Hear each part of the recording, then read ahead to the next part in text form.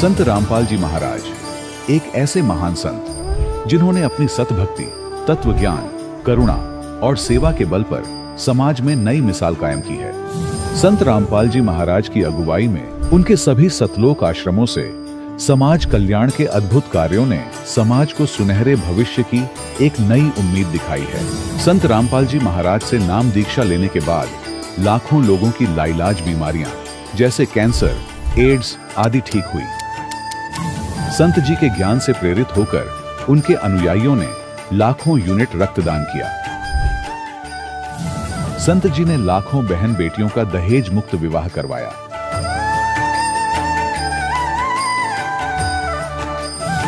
संत जी ने लाखों लोगों का नशा छुड़वाया, करोड़ों उजड़े परिवार बसे।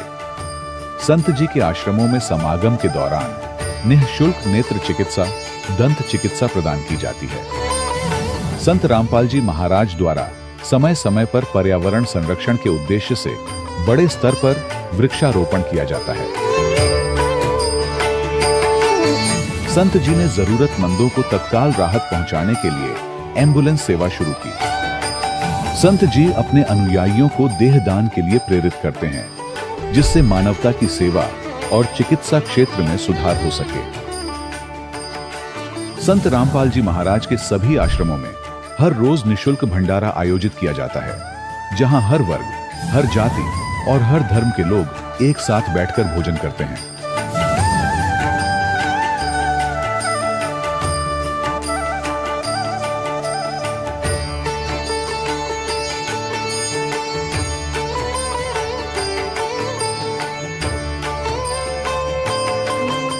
संत रामपाल जी महाराज की अन्नपूर्णा मुहिम ने गरीब और बेसहारा लोगों के जीवन में एक नई ऊर्जा और उम्मीद को जन्म दिया है। घर घर खाद्य सामग्री और जरूरी मदद पहुंचाकर संत रामपाल जी महाराज ने लोगों को दुख और मजबूरी से लड़ने की ताकत प्रदान की है।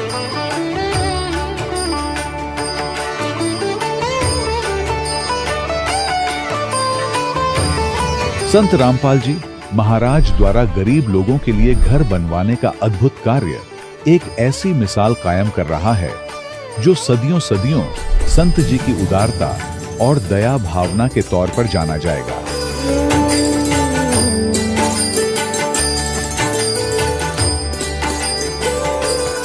संत रामपाल जी महाराज के आश्रम में हजारों बुजुर्गों को सम्मान और प्यार के साथ जीवन जीने का अवसर मिलता है। उनके खाने, रहने और स्वास्थ्य की पूरी जिम्मेदारी संत रामपाल जी महाराज उठाते हैं। अनाथ बच्चों के लिए संत रामपाल जी महाराज के सभी आश्रम किसी वरदान से कम नहीं। यहाँ उन्हें शिक्षा, संस्कार और भविष्य के लिए बेहतर अवसर प्रदान किए जाते हैं। चाहे बाढ़ हो, भूकंप या महामारी, संत रामपाल जी महाराज और उनके अनुयायी हमेशा ही जरूरतमंदों के लिए सबसे आगे खड़े रहते हैं। कोविड महामारी के दौरान संत रामपाल जी महाराज के आश्रमों से करोड़ों लोगों के लिए भोजन, दवाइयां और जीवन रक्षक सामग्रियां उपलब्ध कराई गई। चाहे गरीब की मदद हो या किसी शोषित और पीड़ित वर्ग के हक और सम्मान की लड़ाई, संत रामपाल जी महाराज ने हमेशा ही उनकी दबी आवाज को सरकारों तक पहुंचाया है और उन्हें उचित न्याय दिलवाने में अहम भूमिका अदा की है। समाज में आध्यात्मिक और सामाजिक मूल्यों के प्रति जागरूकता लाने में संत रामपाल जी महाराज हर कदम पर मानवता के सच्चे सेवक साबित हुए हैं। संत रामपाल जी महाराज का जीवन हमें सिखाता है कि सच्ची सेवा वही है जो निस्वार्थ भाव से की जाए। आइए हम भी इस महान सेवा के कार्य में इस महान संत से जुड़ें और संत रामपाल जी महाराज से नाम दीक्षा लेकर अपने जीवन को धन्य बनाएं।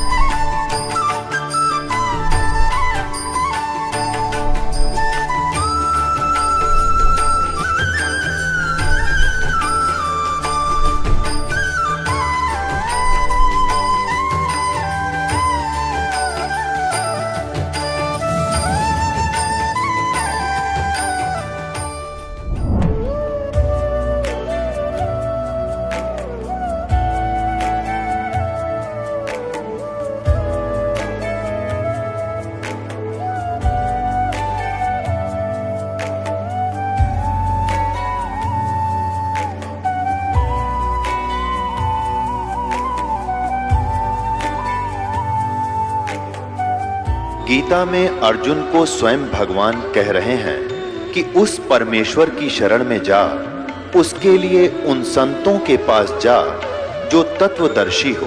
इसी प्रकार हजरत मोहम्मद को उनका अल्लाह कह रहा है कि कोई और पूर्ण परमात्मा है, उसको पाने के लिए उन तत्वदर्शी संत की तलाश कर।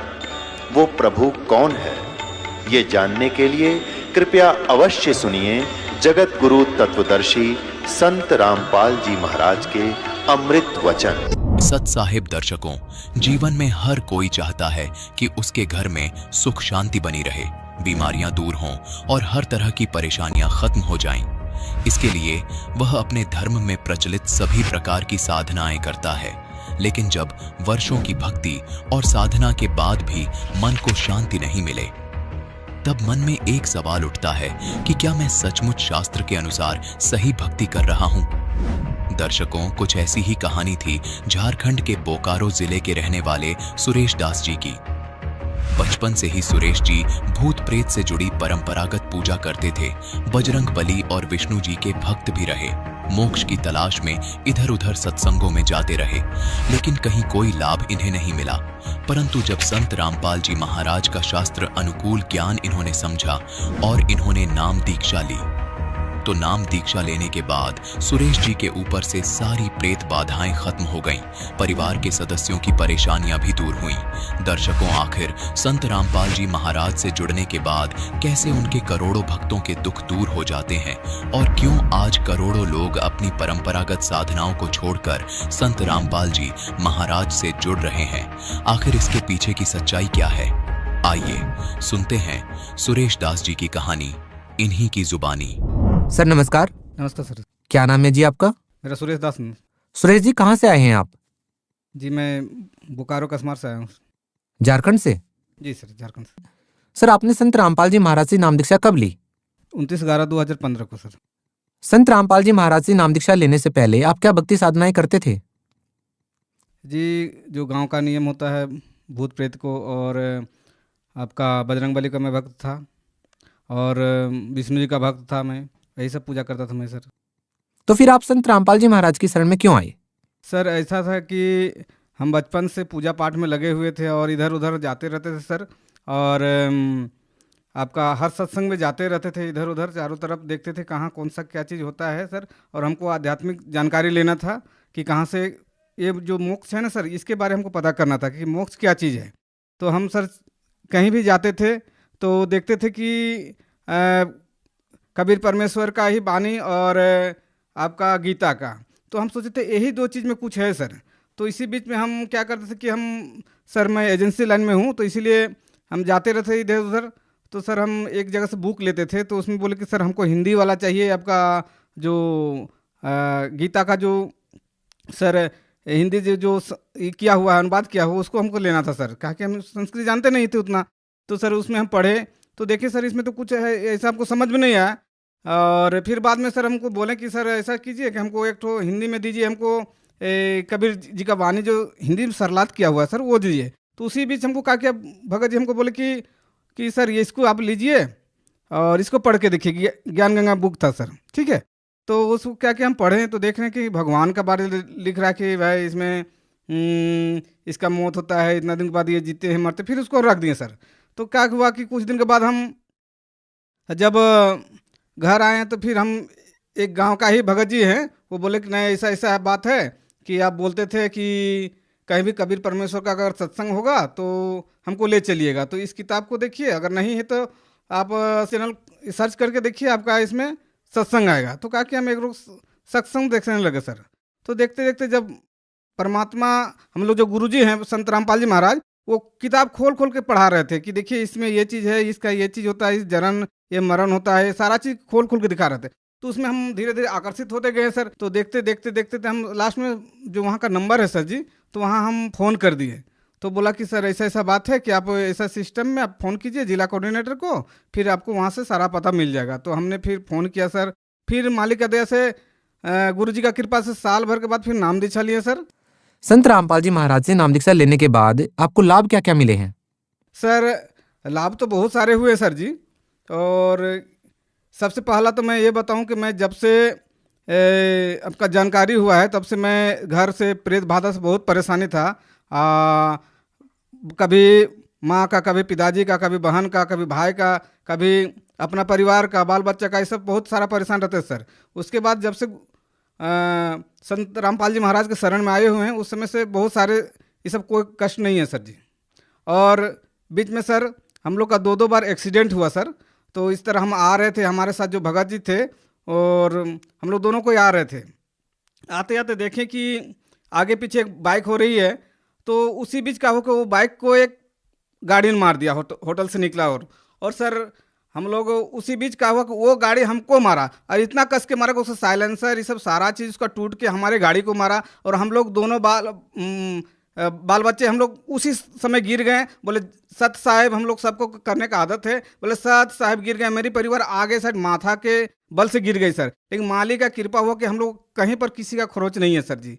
और उसके बाद और एक ठो हमारे साथी थे गांव का ही, तो वो सर्विस करते हैं सेल में। तो हम लोग दोनों को आ रहे थे आपका गांव से 20-30 किलोमीटर आगे से। इसी बीच का हो कि स्पीड से जैसे ही गाड़ी को पास किए एक कुत्ता आगे आ गई। उसके बाद सर हम लोग गिर गए रोड में। हम जैसे ही गिरे बोले सत साहब गिरे सर दूरी पर जाके, और इसी तरह हम गिरे और उठ गए सर जी। और क्या हुआ कि उनका पैर जो हुआ टूट गया सर। और आपका हमारे बोकारो जिला का जो हॉस्पिटल है वहाँ पर भी उनका इलाज नहीं हुआ। लास्ट में वो बाहर ले गया गया, मतलब दुर्गापुर। 6 महीना वो बेड रेस्ट रहे। मालिक की दया से हमारा कहीं भी कोई खर्च नहीं आया। आप भगत समाज को क्या संदेश देना चाहेंगे? सर भगत समाज को तो दास क्या संदेश दे सकता है सर, ये तो परमात्मा हमारे संत रामपाल जी महाराज ही देते हैं। तो सर हम यही कहेंगे सब भक्त भाई को कि जगत के वाले को भी कि आप हमारे गुरुजी का, संत रामपाल जी महाराज का ज्ञान सुने और उनको समझे और नाम दीक्षा ले सर। बहुत बहुत धन्यवाद। सत साहिब। दर्शकों, अभी आपने सुने संत रामपाल जी महाराज से दीक्षा प्राप्त करके सुखी हुए भक्त के अनुभव। अब देखिए जगत गुरु तत्वदर्शी संत रामपाल जी महाराज के मंगल प्रवचन। जब मुझे पहले पता होता ऐसा महापुरुष है तो उस पर फिदा हो जाते, पता नहीं नाम लेते, उसे ज्ञान लेते हैं और कुर्बान हो जाते। मैं सर्वस्व देती वार, मुझे नहीं मालूम था वो इतने महापुरुष थे। एक छोटे से कपड़े के दान करने से आज मुझे इतना लाभ मिला। तो पुण्यात्माओं, आज आपको वो स्थान प्राप्त है, थोड़े से दान का असंख्यों गुणा मिलेगा और थोड़ी सी भक्ति का आपको असंख्य गुणी भक्ति डिपॉजिट होगी।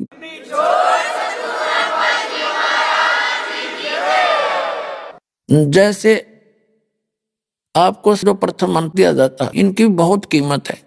श्वास का जो मंत्र है, एक बार जो सतनाम और सारनाम आपको दिया जाता है, एक बार श्वास वो श्वास से सिमरण करने का इतना लाभ है, इतनी कीमत है, इतनी वैल्यू है इसकी कि जैसे एक तखड़ी के तराजू में पृथ्वी लोक पूरा,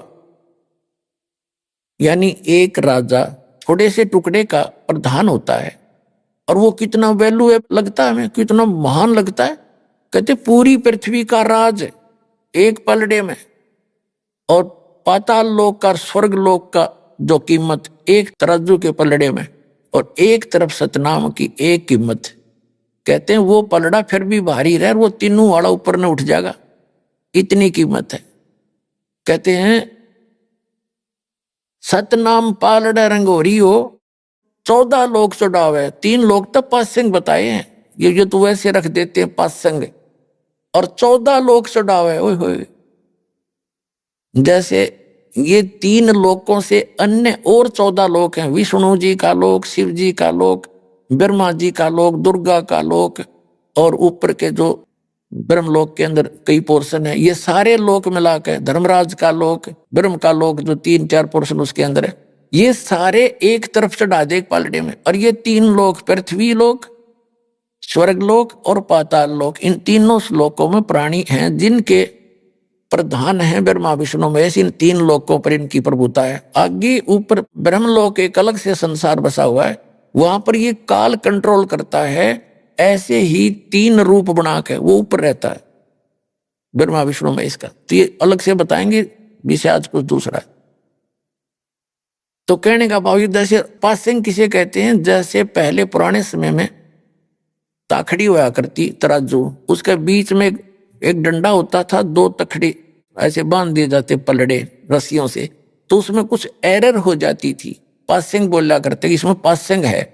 उसको सेट करने के लिए जो सामान तोलना होता, जैसे हम दास का जन्म किसान घर में हुआ, तो जैसे गेहूं तोलने आता सेठ लाला जी दुकानदार बिजनेसमैन, तो क्या करता था, घर वाले कहते थे भाई पासिंग देखा इसमें एररलेस तो नहीं है ना, तो उसमें कोई डिफेक्ट होता था, गेहूं की एक मुट्ठी भर के दूसरे पलड़े में डाल देते थे, वो एररलेस हो जाती थी पलड़ी और तखड़े बैलेंस बन जाती थी, उसको पासिंग कहा करते थे। पासिंग डाल दे और उस साइड में बट्टे धर के और दूसरी तरफ सैकड़ों मन उस ताखड़ी से गेहूं तोले जाते थे, वो सौदा न्यारा था, वो पासिंग के थे, एक मुट्ठी गेहूं थे।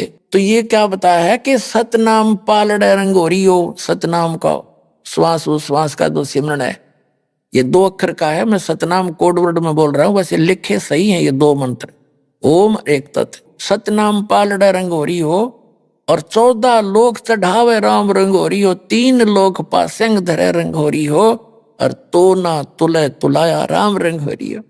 तो एक सिमरन की इतनी कीमत आपको मिल रही है और आप कितने कंगाल हो चुके और आप कितने परिपूर्ण थे भक्ति से, जिस भक्ति से परिपूर्ण आप सतलोक से आए थे, उतने ही परिपूर्ण होकर के इस भक्ति धन से तुम वहां जा सकते हो।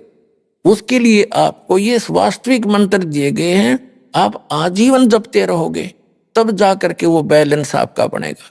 और फिर परमात्मा ऐसे सतभक्ति करने वाले और मर्यादा में रहने वाले भक्त की भक्ति भी थोड़ी बहुत अगर कोई कम रहेगी तो अपने ग्रेस मार्ग से उनको पार करेगा, ये गारंटीड बात समझ लेना।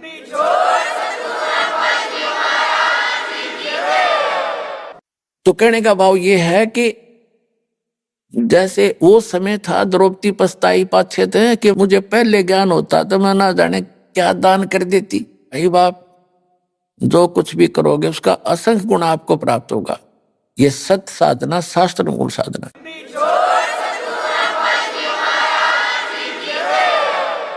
अब जैसे कहते हैं ये कबीर परमात्मा का दिए हुए ज्ञान में एक प्रमाण है कि ऐसी भरी सभा में और 4 जिम्मेवार आदमी थे।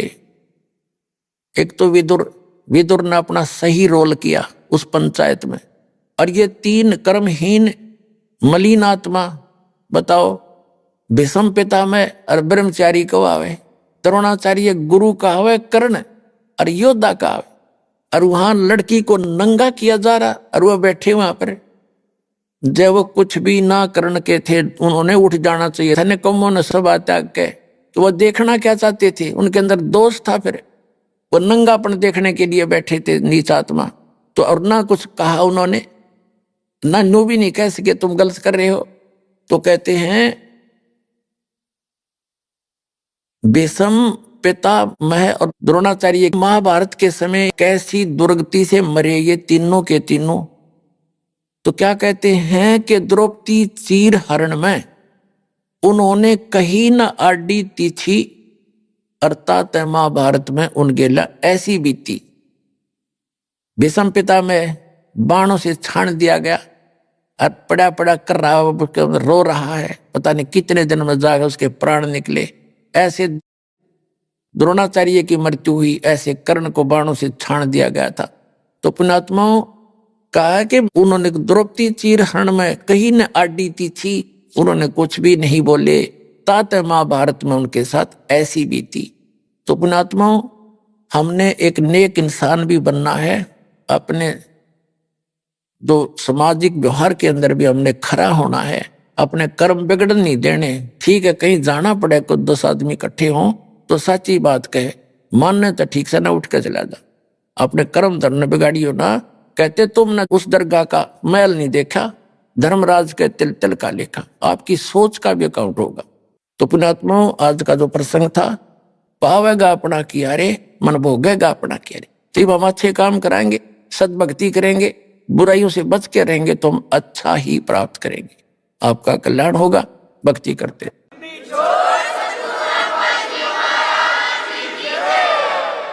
परम पिता परमात्मा पूर्ण ब्रह्म, सारी सृष्टि के रचनहार, कुल मालिक, कबीर देव, कबीर परमेश्वर, अल्लाहू अकबर, परम अक्षर ब्रह्म, कबीर साहिब जी की असीम रजा से आप पुण्यात्माएं सत्संग सुनने के लिए उपस्थित हुए। सत्संग में आने से प्राणी को ज्ञान होता है कि मानव शरीर आपको किस लिए प्राप्त हुआ।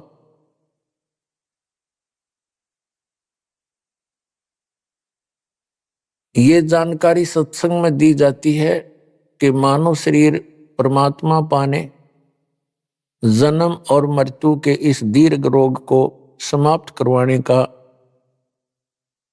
एक विकल्प है, एक साधन है। और मनुष्य जीवन पाकर के हम परमात्मा की साधना नहीं करते, या करते भी हैं तो शास्त्र विधि त्याग कर मनमाना आचरण करते हैं, तो वो भी साधना करना या ना करना बराबर है, व्यर्थ है। सत्संग अर्थात यथार्थ भक्ति ज्ञान, अध्यात्म ज्ञान परमात्मा स्वयं ही आकर के बताते हैं, क्योंकि हम जिस लोक में रह रहे हैं ये शैतान का लोक है। इसको परमेश्वर ने और परमात्मा प्राप्त संतों ने इसको काल कहा है। ज्योत स्वरूपी निरंजन है इसका नाम, और वेदों में इसको ब्रह्म कहा है। ये स्वयं भी अपने आप को ब्रह्म कहता है। ब्रह्म से ऊपर परब्रह्म है, एक शक्ति। ये ब्रह्म, ये सरपुरुष, ये काल, ये शैतान है। इसके 21 ब्रह्मांड हैं। इससे नेक्स्ट है परब्रह्म, जिसको श्रीमद् भगवत गीता अध्याय नंबर 15 के श्लोक नंबर 16 और 17 में, 16 में इसको सरपुरुष कहा है, 21 ब्रह्मांड के स्वामी ब्रह्म को, काल को। और इससे नेक्स्ट जो ब्रह्म है उसको अक्षर पुरुष कहा है, उसको परब्रह्म भी कहते हैं। वो 7 संख ब्रह्मांड का मालिक है, स्वामी।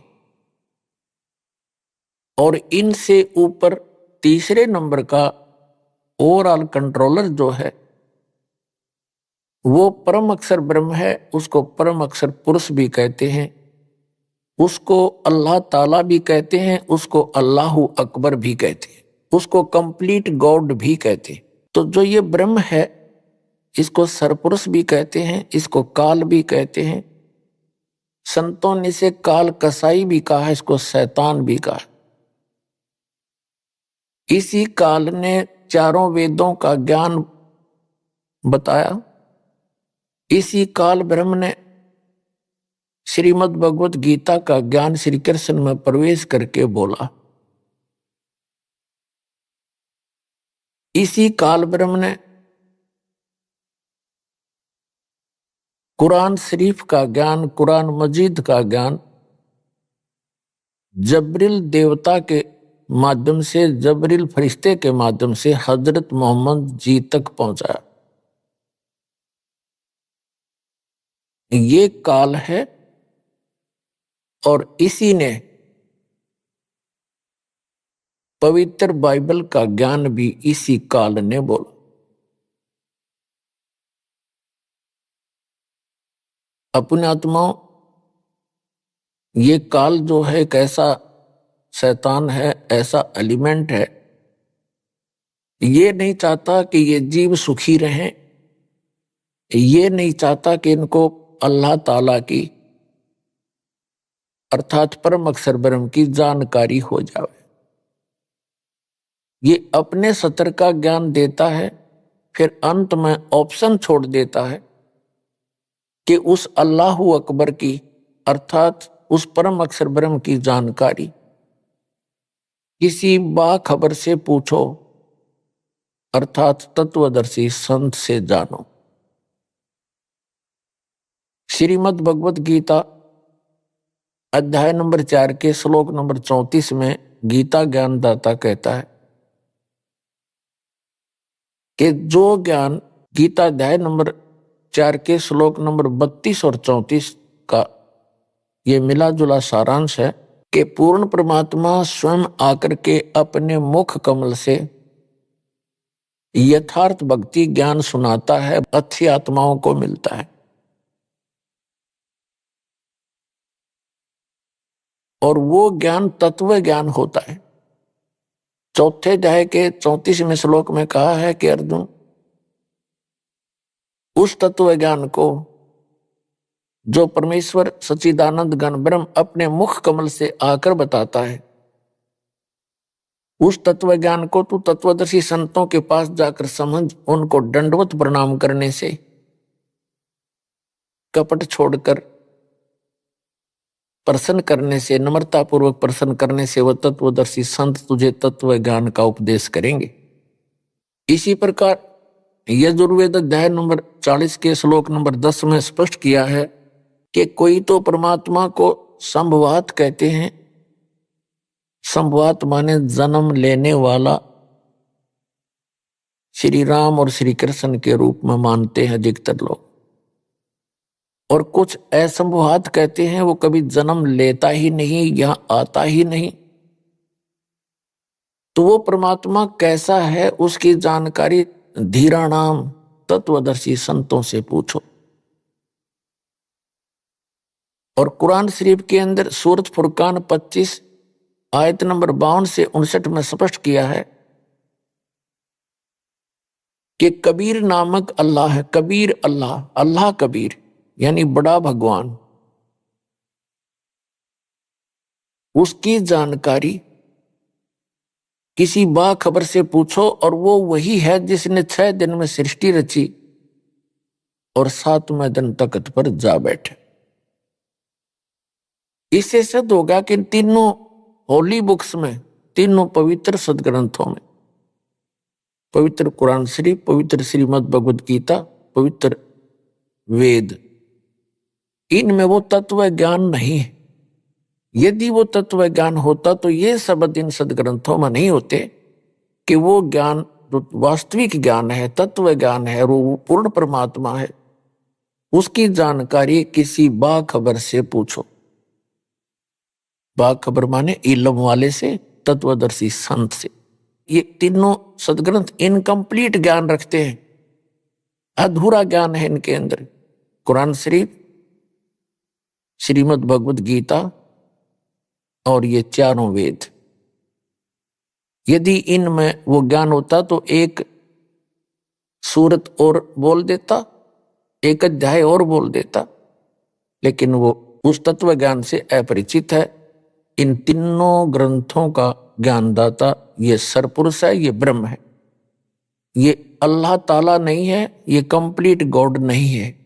वो तो कंप्लीट गॉड की तो जानकारी किसी और से जानने के लिए कह रहा है, वो है अल्लाह ताला, वो है समर्थ परमात्मा। तो पुण्यात्माओं, उस अल्लाह ताला ने स्वयं आकर ही यथार्थ ज्ञान दिया है, वो समर्थ परमात्मा है, वो पूर्ण परमात्मा है। तो पुण्यात्माओं, हम जिस लोक में रह रहे हैं ये लोक ठीक नहीं है।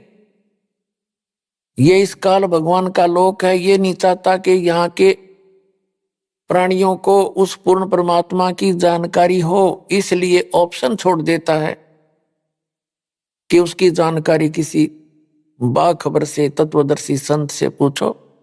और अपने सतर का ज्ञान इन सदग्रंथों के अंदर से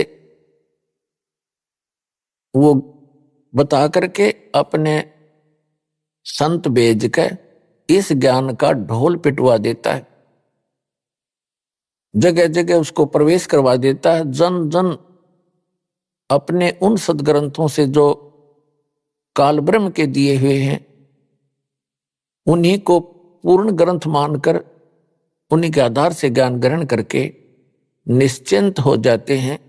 और परमात्मा, वो पूर्ण ब्रह्म, परम अक्षर ब्रह्म परमात्मा कबीर, अल्लाह कबीर, अपनी प्यारी आत्माओं को यथार्थ ज्ञान बताने के लिए स्वयं ही आते हैं। और क्या कहते हैं वो आकर के कि चारों युग में मेरे संत पुकारे कूक कहा हम हेल रे, हीरे माणक मोती बरसे ये जग चुगता ढेल रे। परमात्मा कहते हैं हम चारों युगों में आते हैं, अच्छी आत्माओं को मिलते हैं, उनको अपने ज्ञान से, अपने तत्व ज्ञान से और यथार्थ स्थान और अपने स्वरूप से परिचित कराते हैं। फिर वो मेरे से परिचित संत भी मेरी महिमा का गुणगान करते हैं, यथार्थ भक्ति ज्ञान साधकों को बताते हैं। लेकिन उससे पहले ये काल भगवान, ये ब्रह्म अपने अज्ञान को प्रत्येक मानव के अंदर पहले से ही ये भर देता है, आंट देता है। जब परमात्मा आते हैं या उनके संत आते हैं परमात्मा से परिचित, तब सभी उस काल के अज्ञान को ग्रहण करके परमात्मा का विरोध करते हैं, अपने भगवान के उस यथार्थ ज्ञान को सुनते नहीं, और वो साधनाएं करते हैं जो इनको कभी मोक्ष नहीं दे सकती। इसलिए परमात्मा कहते हैं चारों युग में संत पुकारे कूक कहा हम हेल रे, हीरे माणक मोती बरसे ये जग चुगता ढेल रे। कबीर साहब कहते हैं, वो अल्लाह अकबर कहते हैं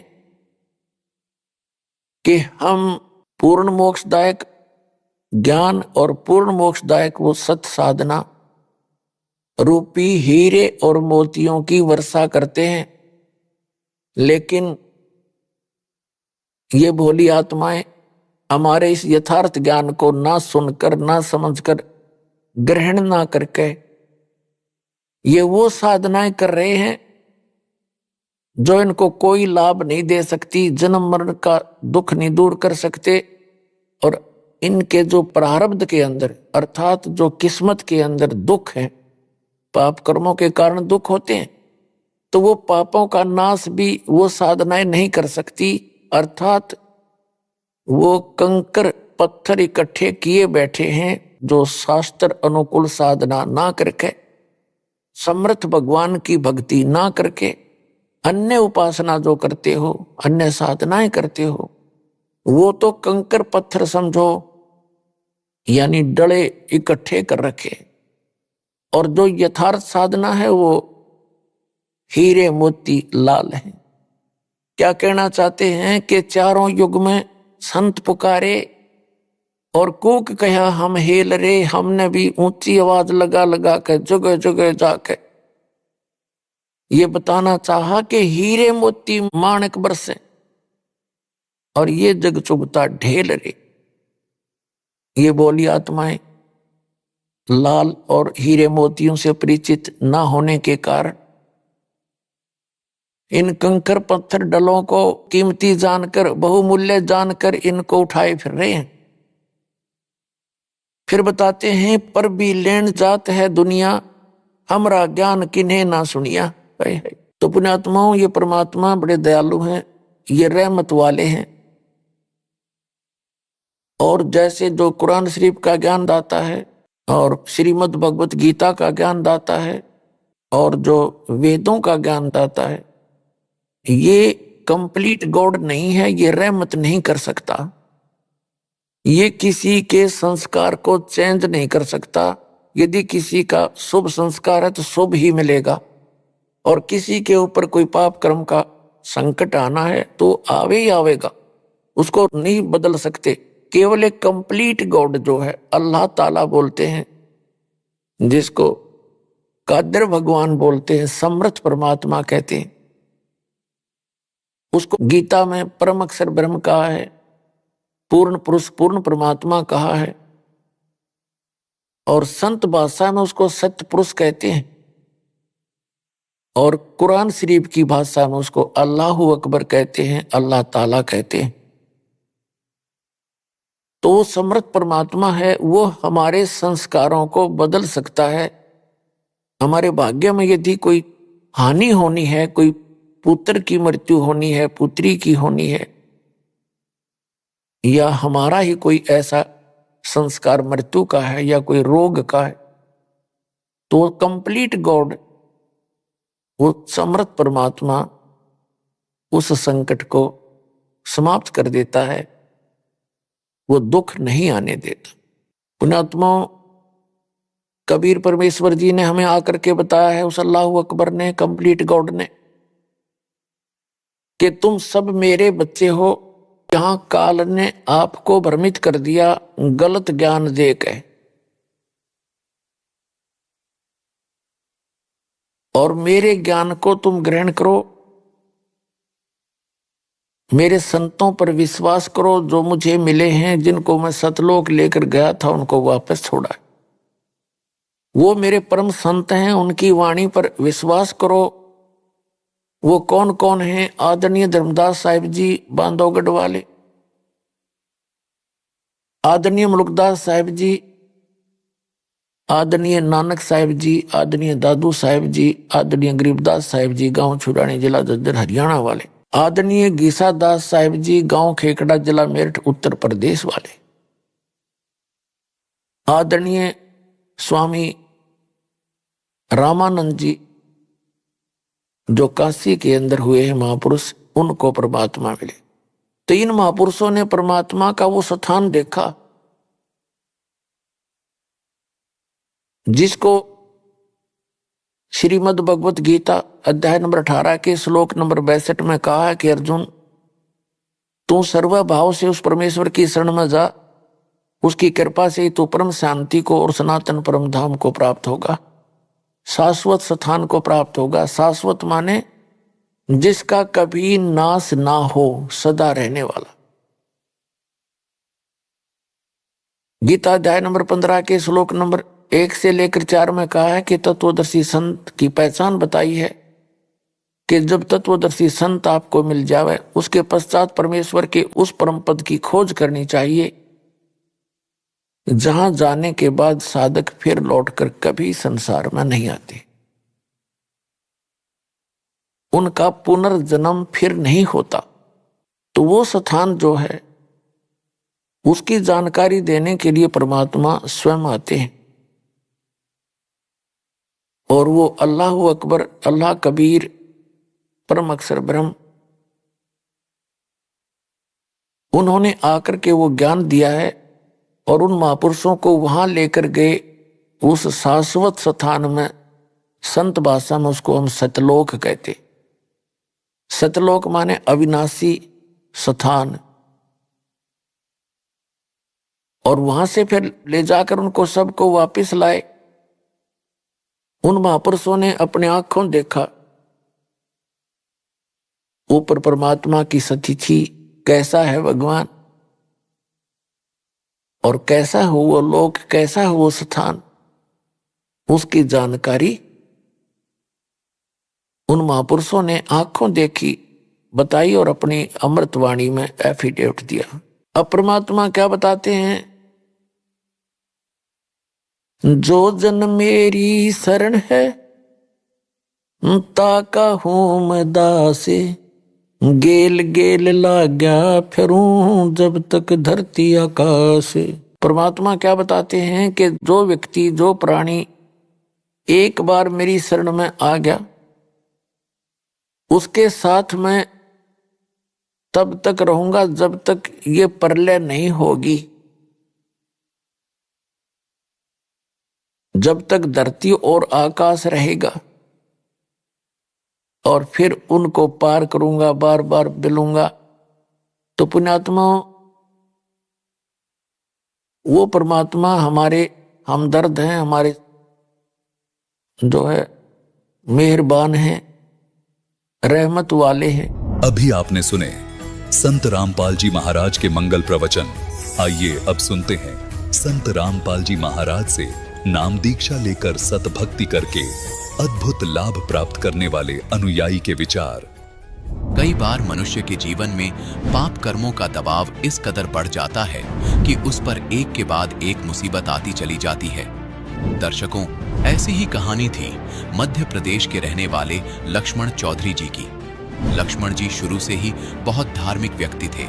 सभी तरह की पारंपरिक भक्ति साधनाएं किया करते थे, सभी देवी देवताओं की पूजा करते थे, लेकिन फिर भी इन्हें अपने जीवन में कभी सुख शांति नहीं मिली। दर्शकों, हद तो तब हो गई जब भक्ति करते हुए भी एड्स, कैंसर जैसी गंभीर बीमारियों ने इन्हें घेर लिया। डॉक्टर तक ने जवाब दे दिया था कि अब आपका बचना मुश्किल है। लेकिन दर्शकों, हैरानी की बात है कि आज लक्ष्मण चौधरी जी हमारे सामने बिल्कुल सही सलामत खड़े हैं। दर्शकों, और इसका सारा श्रेय लक्ष्मण जी संत रामपाल जी महाराज को दे रहे हैं। आज ये मीडिया में सबके सामने ये बता रहे हैं कि यदि इस पृथ्वी पर कोई भगवान है तो वह केवल संत रामपाल जी महाराज है। दर्शकों, आखिर लक्ष्मण चौधरी जी ऐसा क्यों कह रहे हैं कि संत रामपाल जी महाराज से नाम दीक्षा लेने के बाद उनका एड्स तथा कैंसर ठीक हो गया? और यदि ऐसा सच में हो गया है तो आखिर आम जनता को परमात्मा के होने का इससे ज्यादा जीता जाता उदाहरण और क्या चाहिए? आइए जानते हैं कि इसकी सच्चाई क्या है। सुनते हैं लक्ष्मण चौधरी जी की कहानी, उन्हीं की जुबानी। नमस्कार सर। नमस्कार सर। सर क्या नाम है आपका? लक्ष्मण चौधरी। सर आप कहाँ से हैं? गांव धनोरा, तहसील बीना, जिला सागर, मध्य प्रदेश। सर संत रामपाल जी महाराज जी से नाम उपदेश आपने कब लिया? सर 18/10/2013 को ली। सर संत रामपाल जी महाराज जी से नाम उपदेश लेने से पहले आप क्या भक्ति साधना करते थे? सर मैं शिव जी, दुर्गा जी और कृष्ण और नौ दुर्गा के व्रत रखता था, और हमारे पूर्वजन काल भैरव की पूजा होती थी घर में। उसकी 3 साल में बलि चढ़ाई जाती थी मुर्गे की। और भगत जी में ज़्यादा शिव जी और दुर्गा जी को ही मानता था, और नवरात्र के व्रत करने लगा, और कृष्ण भगवान को भी मानता था। बस सर इन्हीं की भक्ति करता था मैं। सर आपने बताया कि आप बहुत सारी भक्ति साधना करते थे, तो फिर क्या कारण बना कि आप संत रामपाल जी महाराज जी की शरण में गए? सर इसके पीछे बहुत बड़ा वो है। मैं पहले तो ज़्यादा सर कभी नहीं मानता था इतना भगवानों को। फिर जब मेरे को स्टार्टिंग में एक रोग हुआ, छोटे मेरे शरीर में लिंग में दाने हो गए सर, सफ़ेद सफ़ेद, तो मैं घबरा गया और डॉक्टर अजीत साहब सर के पास गया। तो बोले यार ये कैसे हुआ? मैंने बोला सर अचानक हो गए। तो बोले ठीक है। उनने मेरे ट्रीटमेंट किया, और मैंने कोई ऐसे बाजू खोला कि बाजू खोलो, इंजेक्शन लगाया तो मेरी उल्टी आ गई। ऐसे इंजेक्शन लगाया तो मेरे को कुछ नहीं हुआ। मैं दवा करा के ही आ गया, 8-10 दिन में ठीक हो गया। फिर उसके उपरांत सर 1 महीने बाद मेरे को फिर खुजली चलने लगी। फिर गया तो बोली ये कैसे हो रहा है? कि आप गीले कपड़ा पहन लेते हो? मैंने बोला नहीं सर। तो बोले एक काम करो, इसका लंबा इलाज होगा। फिर उन्होंने देखा तो मेरे शरीर में गड्ढे हो गए, छाले जैसे पूरे। तो मैं तो काँप गया सर। तो जो मैं भक्ति नहीं करता था और उतनी विश्वास नहीं करता था, तो मैं घबरा के बहुत साधना करने लगा कि हे भगवान ये रोग तो आप ही काटना माता। उस दुर्गा जी की भक्ति करने लगा, और बिना नहाए धोए कभी खाना नहीं खाता था, लेकिन वो रोग ठीक नहीं हुए। फिर सर उनने बताया कि तुमको कहीं गलत तो नहीं करते हो? मैंने बोला नहीं सर। बोले हो सकता है तुमको एड्स हो गया हो। मैं घबरा गया सर। फिर इसी उपरांत डॉक्टर ने एड्स घोषित कर दिया। फिर मेरी घबराहट चालू हो गई। फिर इसी उपरांत मैं ट्रीटमेंट कराता रहा, और मैं एमएस के कंपनी में साइट सुपरवाइज़र था। तो मेरा ना नौकरी में मन लगे, और मेरे को 24 घंटा वही रोग दिखे। इसी उपरांत मेरे को बवासीर की बीमारी हो गई, और दोनों पैर की नसें चलने लगीं। फिर इसी उपरांत 1 साल बाद मेरे को टॉन्सर की शिकायत होने लगी।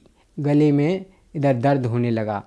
पीडी साहू बीना में सिटी हॉस्पिटल में वहाँ गया। बोले यही हैं गले के डॉक्टर। मैं गया, बोले आपको तो टॉन्सर हो गए। तो मैंने बोला मैडम मेरे को डर लगा कि कहीं ऑपरेशन हुआ। कहाँ हुआ? इधर। तो मैं डर गया, मैंने कि गर्दन ना कट जाए। मैंने बोला मैडम अभी तो गोली लिख दो, पैसा है नहीं, बाद में करा लेंगे ऑपरेशन। हाँ बोले ठीक है। तो उनने मेरे को 3 महीने की दवा लिख दी। बोले इसको खाओ, अगर बैठ जाएगा तो नहीं होगा। तो भगत जी मैं सीधा अपनी ड्यूटी पे चला गया। ड्यूटी पे मैं अंजार में ड्यूटी कर रहा था। वहाँ मेरे को फिर दिक्कत आने लगी। फिर मैंने क्या किया, मैं वहाँ से भाग आया। फिर मैं नहीं गया नौकरी पे। फिर सर बोला आजा तू इधर आजा पानीपत। फिर सर पानीपत चला गया। तो पानीपत में मैं मंजन कर रहा था, और मैंने ऐसे ब्रश किया जीभी, तो मेरे मुंह से ब्लड आ गया। मैं तो कप गया भगत जी, खाना पीना सब भूल गया। फिर डॉक्टर के पास गया। बोले तुम्हारे तो टॉन्सर पक गए, इनका तो ऑपरेशन होगा, अभी नहीं तो मर जाओगे। तो मैंने ठीक है मैडम कर दूँ। तो मैंने जल्दी कर्जा अर्जा उठा के और मैंने ऑपरेशन की तैयारी कर ली और पत्नी का जेवर भी गिरवी रख दिया। जाके मैंने ऑपरेशन कराया और ऑपरेशन कराने के बाद मैं 1 महीना गोली खाया, लेकिन जो गड्ढे थे वो टॉन्सर के जो कटे थे, और जो उनने मेरी गांठें भेजी थी भोपाल कि तुम्हारी ये गांठें जांच होके आएंगी, इसकी भी 1100 जमा कर दो, मैंने वो भी कर दिए। जब वो रिपोर्टें आई और मेरे को बुलाया कि आना, तो मैं गया तो वो मैडम दंग रह गई और उसने कुछ नहीं मुँह से बोली, ना खुशी हुई। वो बोले एक काम करो, मैं 2 महीने की आपको दवाई और लिख देती हूँ, इनको खाओ। तो मैं समझ गया कि मेरे को कोई और बीमारी हो गई, ना तो डॉक्टर हंस जाता। तो मैं खाता रहा और मेरे को कोई भी उन 2 महीनों की दवाई से राहत नहीं हुई। तब मैं फिर गया, मैंने कि मैडम मेरे को तो आराम नहीं लग रहा। बोले आपको 1 साल दवाई खाना पड़ेगी। मैंने बोला आप बोल रही थी टॉन्सर तो जल्दी ठीक हो जाते हैं, 8 दिन में घाव भर जाते हैं, इनको तो आपने 6 महीने लगा दिए। बोले अभी और खाना पड़ेगा, तुम्हारे टॉन्सर गल चुके थे। मैं घबरा गया, फिर मेरे मुंह से ब्लेड आया, फिर पहुंचा मैंने मैडम ब्लेड आ रहा है। बोले आप हमसे आराम नहीं लग रहा, बाहर चले जाओ। भगत जी मैं बहुत चिंतित हो गया। मैंने बोला कि भगवान अब क्या होगा, पैसे तो हैं नहीं। मैं फूट फूट के रोने लगा, क्या होगा बच्चों का, क्या पत्नी का होगा। अभी मैं इतना जवान, मैं बच्चों को देख के भगत जी मैं रात में रोता था और बच्चे सब सो जाते। बच्चे एक दिन बोले कि आप क्यों बैठे हो। मैंने बोला कुछ नहीं। बोले आप सो जाओ। बोले ड्यूटी नहीं जा रहे, और ऐसे उदास रहने लगे, सूख गए। और क्या है बताओ। मैं छुपा लिया कि मैं ठीक नहीं हुआ। मैंने बोला क्योंकि मैं मेरे पिताजी से पहले ही परेशान था। मेरे पिताजी शराब की लत के कारण जो ज़मीन बेच दिए थे, और पिताजी शराब भी नहीं छोड़ रहे थे। हमारी 35-40 एकड़ ज़मीन और ट्रैक्टर प्लस बिक गया था। मैं उनसे भी बहुत परेशान था। इसके उपरांत जब मेरे बवासीर तो था ही, दोनों नसें चलती थीं, और जी एड्स हो गया था, और इसके उपरांत टॉन्सर से कैंसर बन गया। मैं घबरा गया। मैंने बोला अब क्या होगा। फिर मैंने सोचा कि पैसा है नहीं, तो मैंने कुछ बैंकों से उधारी लेना स्टार्ट कर दिया, कर्ज जल्दी ले लिया, और कम नहीं ज़्यादा लेता था कि कितना 1 लाख 2 लाख दे दूँ, ये भरना है नहीं मेरे को तो पता है इस वर्ष मैं मरूंगा। अब इसके उपरांत मेरे को घबराहट भी पैदा हो गई। घबराहट होती तो बीटा जो गोली था 0.05 वो खाता था। वो गोली ना हो तो मेरे को एक दिन नहीं करता था कि अब मर जाऊँ। अगर गोली है तो मैं चल पाता था। अगर कहीं मेरे को पता चलेगा कि गोली जेब में नहीं है, समझ लो मेरी तबीयत बिगड़ गई। इतना भय हो गया था। इसके उपरांत क्या हुआ भगत जी, मैं रोता रहा। मैंने बोला चलो अब ट्रेन से कटते हैं। फिर मन में आया कि तू ट्रेन से कट जाएगा तो इन बच्चों का क्या होगा। चल कैंसर ही है तो कितने तो जिएंगे, थोड़ा 2-4 साल और कट जाएंगे, बच्चे बड़े हो जाएंगे। ऐसे मन में मैं जीने लगा। फिर मैंने सोचा कि नाम भी नहीं कमाया मैंने, ऐसे ही मर जाऊंगा। फिर मैंने सबके सहयोग से एक गांव में मड़िया बनवाई। 8 दिन में इतना उतावला हो गया कि बहुत जल्दी बनना चाहिए कि 8 दिन में जीऊँगा नहीं। मैंने अपने गांव में शीतला माता का मंदिर बनवाया सबके सहयोग से। वो 8 दिन में बन के पुताई होके तैयार हो गया। सर इन दुखों से मैं बहुत परेशान हो गया था सर। जैसे मेरी बीमारी थी एड्स, बवासीर, दोनों पैरों की नसें चलना, और टॉन्सर से कैंसर होना। फिर मेरे को एक मेरा साला लगता था आगासोद गांव का, वो संत रामपाल जी महाराज की शरण में जा रहा था और मेरे घर पे आया। तो मेरे घर पे एक 10x10 के कमरे में फ़ोटो लगी थी। जैसे मैं 2 बार सोमनाथ गया था उसकी फ़ोटो, द्वारका गया था उसकी फ़ोटो, भेंट द्वार गया था उसकी फ़ोटो, सुदाम मिलाप गया था उसकी फ़ोटो, नागेश्वर की 4 बार ओमकालेश्वर गया, महाकालेश्वर गया, धुनीबाई दादाजी के यहाँ गया, मैहर गया, इलाहाबाद गया। तो उसने फ़ोटो देख के बोला जीजा जी तू कहाँ कहाँ की फ़ोटो लगाए है। मैंने बोला यार क्या करें। तो वो बोली कि ये तुम्हारे जीजा जी तो अब इसी में लगे रहते हैं, ड्यूटी वूटी जाते नहीं। लेकिन मैं रोग सारे छुपाया था सबको, और जितना और जेवर था प्लस उनको गिरवी रख रख के खा रहा था। इसके उपरांत वो बोला अरे जीजा जी ये सब छोड़ो, तुम सूख रहे हो रहे से हो रहे, कोई लाभ नहीं हो रहे। एक संत रामपाल जी महाराज आए हैं भगवान के रूप में। मैंने बोला अच्छा किस्मत की बात 500 का नोट एक दिन उसी दिन गिर गया मेरा। मैंने बोला अगर अगर भगवान है और मेरी अच्छी आत्मा है तो मेरा 500 का नोट दे दे, मैं पक्का आऊँगा। तो मैंने बोला 2 पैसा, टीवी चल रही थी, मैंने सत्संग लगाया, मैंने 2 पैसा अगर भगवान हो तो हाथ में नहीं आया। मैंने बोला ठीक है भगवान, मेरे को नींद नहीं आती थी, नींद की गोली खा लेता हूँ, चलो जेब में दे देना। ऐसे संकल्प लेके सोया। सुबह जब मैं 4 बजे उठा तो मेरे को जेब में 500 का नोट मिला। मेरे खुशी का ठिकाना नहीं रहा और मैं इतना रोया, हे मालिक आपने तो मेरी सुन ली। हमने पत्नी से बोला चलो जल्दी गए घर, हमने रोटी बनाओ। रोटी बनवा के पहुँचे, फार्म भरवाया, नाम दीक्षा ली। नाम दीक्षा लेके वो मालिक सत्संग कर रहे थे, वो मैं हूँ यहीं जाके बैठ गया। जैसे कि मैं बैठा तो मेरी तबीयत बिगड़ गई आश्रम में। और आश्रम में जैसी मेरी तबीयत बिगड़ी तो वो ना तो बीटा जोली गोली थी घबराहट की, और मैंने बोला कहाँ मौत आई यार बताओ, ना घर का कोई और ना अब तो यहाँ मरेंगे। तो मैंने इतना तो ना जाने उन्हीं ने याद दिलाई, संत रामपाल जी महाराज ने। मैंने बोला गुरुजी पूरी घर की जिम्मेदारी आपके हाथ में, अब मैं मर रहा हूँ। इतना ही गुरुजी को याद किया तो गुरुजी आश्रम में आ गए मेरे यहाँ से पास और मेरे बाल पकड़ लिए और बाल पकड़ के ऐसे मेरे को खींचा, ऐसा रुई के समान शरीर हो गया। मैं बिल्कुल इतना खुशी हुआ कि भगवान अब नहीं मरूंगा मैं। मैंने 8 साल से मिर्च नहीं खाई थी। मैं भंडारी में जब गया तो मिर्च राम का अचार का प्रसाद आया, सरजी मैंने ऐसे खाई जैसे सब्जी खाई, बहुत खाई।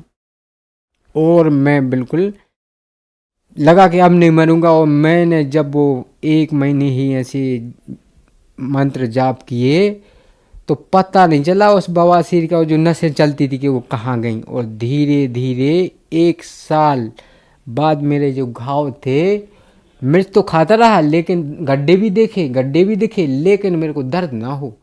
मैंने बोला बड़ी अचरज से दर्द नहीं हो रहा और गड्ढे हैं। भगत जी धीरे धीरे धीरे मैं बिल्कुल ठीक हो गया। आज मैं बिल्कुल ठीक हूँ। और सर एक और मैं बात बताना चाहता हूँ, 2020 में मेरे मामा रिटायर हो गए थे। मैं उनका सामान भरने दमोई जा रहा था। जब मैं उस ड्राइवर ने एक ढाबे पे खड़े करके शराब पी ली। जब उसने शराब पी तो मैंने बोला भैया आपने शराब क्यों पी, मैं शराबियों के संगे नहीं बैठता हूँ, चलो सो। तो इच्छाधारी पे मैंने उसको सुला दिया और हमारे साथ में मामा का लड़का था।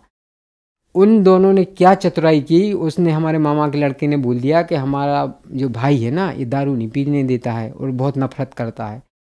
जब भगत जी उनने पानी की बोतल में दारू रख ली और 5 घंटा सोते रहे, सुबह उठाया कि चलो सामान भरने चलते हैं, तो सर उनने फिर से दारू पी ली सुबह 5 बजे और एक 70 की स्पीड पे चल रहे थे। तो जाके उसने खड़े ट्रक मार दिया। तो हम बिल्कुल बाहर फेंक गए ऐसे और वो एकदम प्रेस हो गया ट्रक और वो पूरा ऐसा फंस गया और ड्राइवर बेहोश हो गया। और मैंने बोला बंदी छोड़। फिर क्या हुआ, 5 बजे टहलने के लिए आदमी आ रहे थे कुछ, मैंने उनको चिल्लाया। उनने देखा ट्रक की तरफ कि ये आपका इतना भयानक एक्सीडेंट और आप लोग बोल कैसे रहे, आप तो बिल्कुल पूरे फंसे हो, ये देखो पूरा ट्रक टूट गया और आप लोग जिंदा हो। बोले आप क्या, किसने बचाया आपको? मैंने बोला हम संत रामपाल जी महाराज के शिष्य हैं, हमें उन्हीं ने बचाया। तो हमको जल्दी दमोई रेफर किया। दमोई से बोला यहाँ तो ठीक नहीं होगा आप इनको, तो कोठारी हॉस्पिटल जबलपुर गए हम। वहाँ जब जबलपुर गए तो हमारा ऑपरेशन हुआ। तो बोला ये ऑपरेशन तो इनका सक्सेस नहीं होगा और इनको दोबारा ऑपरेशन करना पड़ेगा और आप 5 किलो से ज़्यादा वजन कभी भी नहीं उठा सकते और आप 6 महीने का बेड रेस्ट लेना। मैं बोला कि मालिक ये तो नरक वाली जिंदगी हो गई। मैंने मन ही मन संत रामपाल जी महाराज को याद किया कि हे भगवान आपने मेरे कैंसर मिटा दिए मालिक, आपने एड्स मिटा दिए मालिक, तो मैं चल नहीं पाऊंगा। मेरे को फिर चिंता बढ़ गई कि भगवान मेरे को ज़मीन तो है नहीं, मैं क्या खिलाऊंगा बच्चों को। भगत जी 1.25 लाख रुपया वहाँ मेरा फिर खर्चा हो गया। और जैसे ही मैं घर आया तो मेरे पूरे पैरों में राड डली थी ऐसी बिल्कुल स्टील की बर्मे से। तो गांव के देखें तो हैरान रह जाएंगे, बाकी में इसके गुरुजी ने इसको बचा लिया। जब भगत जी 2 महीने हुए तो मैं ऐसे उठा बिस्तर से, मैंने नाम लेके गुरुजी का, तो मैं चक्कर आके गिर पड़ा। मैंने बोला डॉक्टर सही बोला था, आप नहीं चल पाओगे 6 महीने। मैंने फिर याद किया, एक दिन मैं उतर गया बेड से। पत्नी बोली कि क्या कर रहे, तुम्हें तो बच्चों का कोई ख्याल नहीं है, फिर से लगाओगे क्या पैसा। बोल डांटने लगा, हमारा लड़का भी डांटने लगा, पापा तुम्हें पता नहीं कि हम कितने परेशान हैं। मैं चुप रहा। मैंने बोला ठीक है बेटा, मन कर रहा तो उतर गया पलंग से। बोले तुम्हें ध्यान नहीं है। मैं मालिक को याद किया कि मालिक मेरे को चलना है, मैं नहीं रह पाऊंगा, ना मेरी मौत कर दो भगवान। भगत जी, गुरु जी ने मैंने 3 महीना में चला दिया। लड़का बोला पापा पैसा नहीं है, अब आप भी काम नहीं कर पा रहे, घर का खर्च में बहुत तकलीफ हो रही है, रिश्तेदार तो कोई दे नहीं रहा है, आप जिस चाय के पीछे चले जाते हो लो टांग टुरवा के वो भी नहीं पूछ रहे। मैंने बोला बेटा भगवान ने मेरे को जिंदगी भी दी है तो मालिक तेरी करेगा पूर्ति बेटा। तो मैं ऐसे रोने लगा गुरु जी के यहाँ कि मालिक मैंने बहुत से इंटरव्यू सुने हैं, देखो एक बार पैसे मेरे को भी दिए, दूसरा भी दिए, तो मालिक आज नहीं दोगे क्या मेरे को। तो मेरे लड़का बोला सुबह कि पापा। मैंने हाँ बेटा। बोले 40,000 रुपये आ गए मेरे खाते में। मेरे को तो खुशी का ठिकाना नहीं रहा। आज तक फ़ोन नहीं आया भगत जी 2020 से कि किसने डाली, और उससे जो मेरी कमियां थीं घर की उससे ही फिर पूरी हुई। सर ये मेरे रोग थे, जैसे एड्स था मेरे लिए, टॉन्सर से कैंसर हो गया था, बवासीर थी, पथरी थी, और जो मेरा एक्सीडेंट हो गया था। तो ये सर मेरी सारी रिपोर्टें हैं। ये देखिए सर, ये सिटी हॉस्पिटल की, और ये JP पंत दिल्ली, ये सारी रिपोर्टें हैं सर मेरी। देखिए सर सारी रिपोर्टें। देखिए सर ये मेरी टॉन्सर की रिपोर्टें हैं। ये देखो सर, ये पूरा मेरा जो इलाज चला था सिटी हॉस्पिटल में। और ये मेरी दिल्ली की रिपोर्टें हैं सर। ये सर दिल्ली की रिपोर्ट है जहाँ मैंने इलाज कराया था कैंसर का। और सर मेरी इसी में जो एड्स की रिपोर्टें हैं, जो पथरी की, बवासीर की, सारी रिपोर्टें हैं सर मेरी।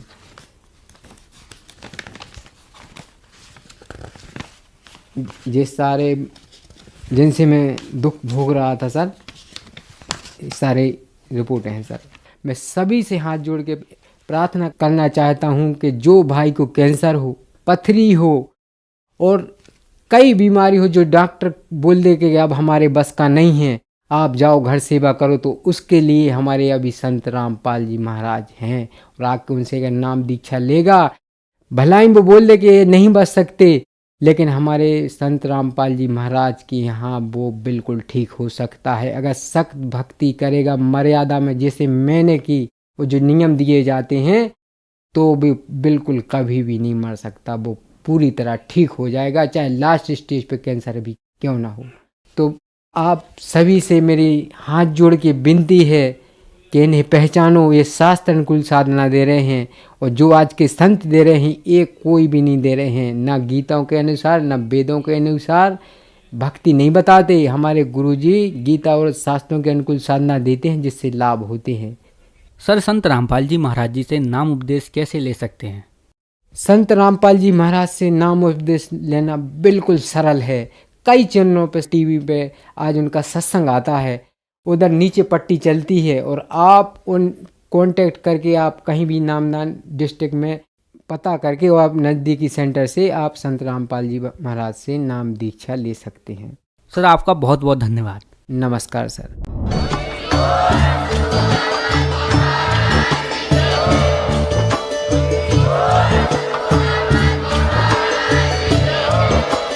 आप सुन रहे थे जगत गुरु तत्वदर्शी संत रामपाल जी महाराज जी के मंगल प्रवचन। अधिक जानकारी के लिए विजिट कीजिए हमारी वेबसाइट www.jagatgururampalji.org। संत रामपाल जी महाराज जी के शुभ आशीर्वाद से पूरे विश्व भर में 500 से भी ज्यादा नाम दीक्षा केंद्र हैं, जिन पर संत रामपाल जी महाराज जी द्वारा ऑनलाइन निशुल्क नाम दीक्षा दी जा रही है। अपने नजदीकी नाम दीक्षा केंद्र का पता करने के लिए संपर्क करें 8222880541।